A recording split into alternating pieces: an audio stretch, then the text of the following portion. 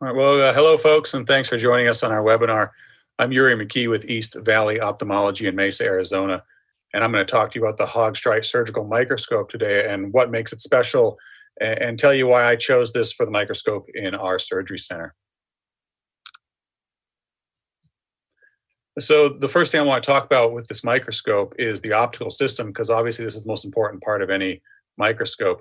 And Spectros is a subsidiary of Hogstrite that makes their optical systems for the microscopes.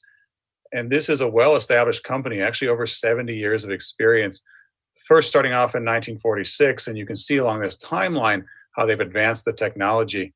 So what we have here is a company that focuses on optics, that does a first-rate job. Their entire supply chain is in Switzerland. It's a relatively small company, about 50 or 60 employees. And these are specialists. These are craftsmen that take pride in their work and make excellent products. And this gives me a lot of confidence in the product I'm using. As you see, they do medical microscopes, but they also do optics for lasers, for industry, for defense, and others. Their facilities are state-of-the-art. Everything is done in clean rooms. They put a special coatings lab in their facility, which you'll see is very important for good optics in your microscope. And so some of the things about this high-res Neo 900 that I think are important, and this is just a small listing of the important features, are the stereo base and the depth of field, the coatings, and then the Red Reflex. And I'm going to try to demonstrate some of these important things through some videos that I've taken. Now, if we start talking about stereo base, this is not to be confused with depth of field. Stereo base improves your depth of field and it gives better 3D perception of what you're looking at through your microscope.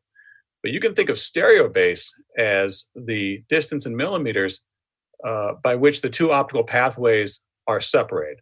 So your PD, be it 60 or 65 millimeters, is wider than the main objective lens of the microscope. And what they need to do is take that main objective lens and expand it out to your pupillary diameter or your pupil distance. But if they can start with a wider stereo base, you're going to get better 3D depth perception through your microscope.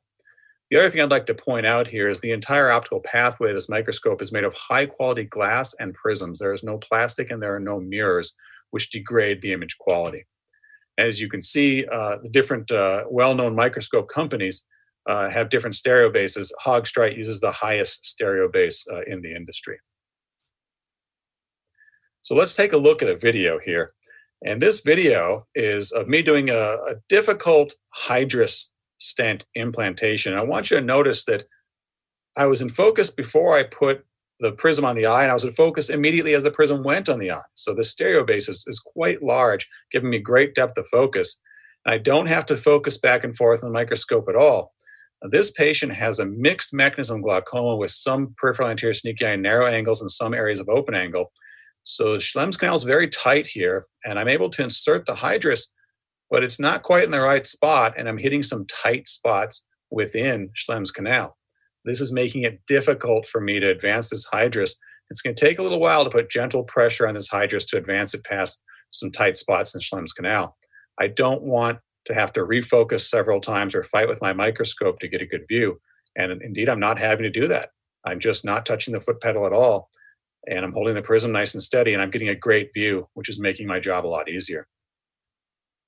Now I'm going to look around a little bit, and you can see I'm in focus all the way from the edge of the pupil right up into the angle. This is a great depth of field, and this makes this procedure that much easier. Here I'm taking down a little bit of the peripheral sneaky eye there, so I can get a little bit better view of the angle. And with enough patience, I'm able to place this hydrus stent, and I'm going to get a real good look at this hydrus stent, and I'm going to see the little windows in that stent within Schlemm's canal and confirm its proper placement. So this is just a demonstration of the excellent depth of field and clear optics that you see with the Hogstrite scope. I wish you could see this in 4K as I record it, because the details even so much better. But there you can see the reflection of the nitinol stent in Schlemm's canal. And so just a really great view with MIG surgery through the prism using the Hogstrite microscope. So the high precision optics, another fact that you really have to look into is how they're made and how they're coated. And the coatings on these optics are very important. As you can see here, without any coating at all, the glass should reflect upwards of 4 to 5% of the light. With a single layer, you're at around 2.5%. But with the multi-coating, anti-reflective coating that the Hogstrite engineers are putting on their optics, we have just 0.3% of light reflected. What this allows you to do is use your microscope at much lower illumination settings. This is much more comfortable for a patient, but it also gives you a better view and more detail and less light reflecting back into your eye, causing potentially miosis and accommodation. So once again, I'm going to show you a video, again, putting in Hydrus, and this one goes really smooth. But what I want to do is show you the beautiful colors, the true colors that we're getting here. And this patient has very little pigment in their trabecular meshwork. I can only see Schlemm's canal because there's a slight bit of blood. And so just that little hint of heme covered by trabecular meshwork is all that I have to tell me where to put this stent. And I can see it with this microscope, and I can tap in to Schlemm's canal and insert the Hydrus easily. And now I'll just get my final position set, and you should see a really nice position with the windows visible through trabecular meshwork there. Easy to do in large part because excellent visibility through this microscope.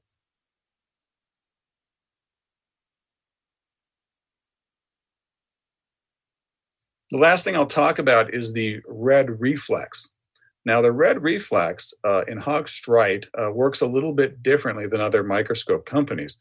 We have a single pathway for the light beam, and by using high-quality prisms, we can change how much light comes in to which pathway, depending on if we want coaxial illumination or tangential illumination.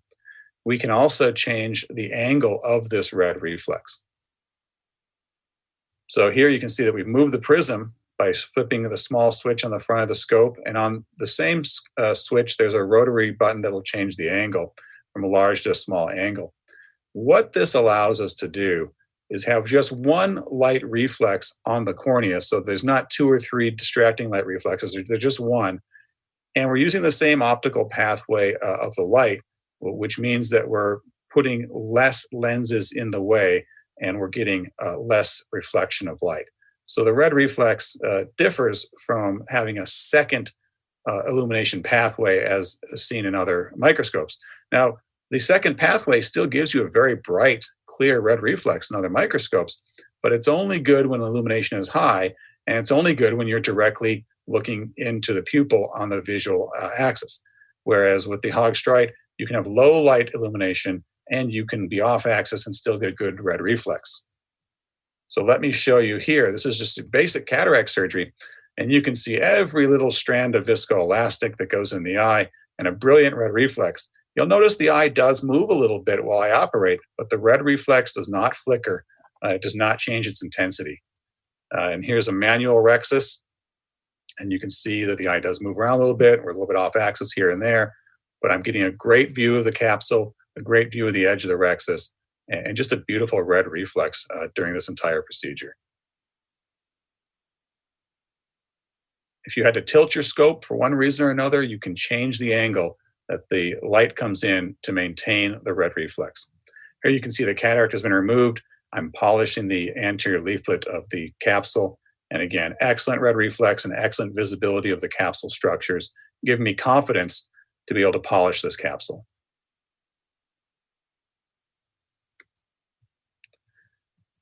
So to conclude, this microscope is made in Switzerland. The optics are made in Switzerland. The microscope is made in Germany. It's all high quality optics. It's high quality coatings. It's all glass and prism, no plastic or mirrors. And quite frankly, it is the finest view I've ever had in any surgical microscope. It allows me to do anything from simple to complex cases without worrying about changing my focus, changing my illumination, or fighting the microscope. Instead, it's working with me to let me do surgery and be successful. So I thank you for your attention, and we're happy to entertain questions in the chat line. We'll also have a discussion at the end of this webinar to take questions at that time. So thank you very much for your attention.